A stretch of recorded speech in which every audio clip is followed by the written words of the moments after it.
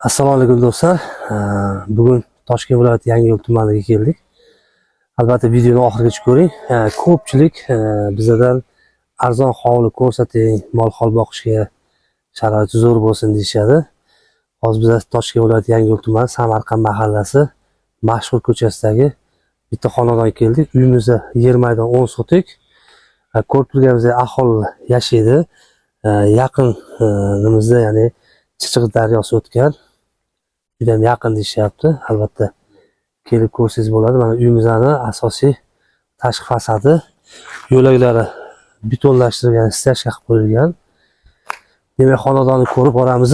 Uyning bahosi $65,000, ya'ni yer narxida sotilyapti. Срочный pul kerak bo'lgani uchun sotib olishyapti. Mana xonadonimiz ko'rinishi, kirganimiz asosiy o'ng qo'lda kirish eshiklari bo'ladi.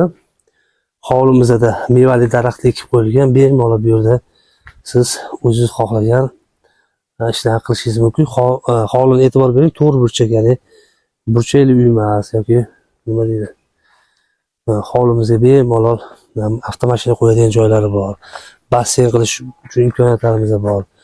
Suv, gaz, elektr muammosi yo'q ekan, faqat gaz hali ruxsat olinmagan, olib kirishmagan. Gaz turib turibdi, bemalol ko'chib kelgandan keyin gaz kiritib olsangiz bo'ladi.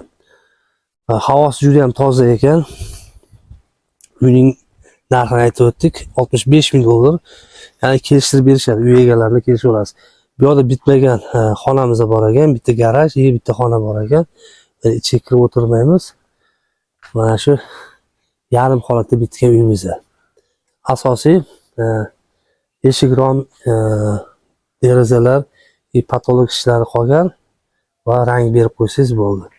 Uning asosi xom g'ishtdan bo'lgan ekan, ma'lum o'rnida aytib o'tyapman.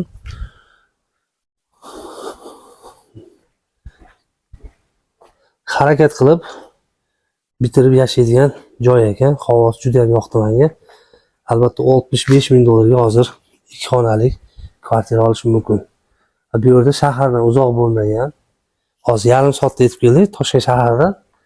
Demak, bemalol ushbu xonadan sotsangiz bo'ladi. Albatta videoga like bosing. Ekranda uy egalari nomerini qoldiraman. To'g'ridan to'g'ri telefon qilib xonadon egalarini sotsangiz bo'ladi. Hozir bitta, ikkita, uchta, to'rtta, beshta, oltita xonamiz bor ekan do'stlar.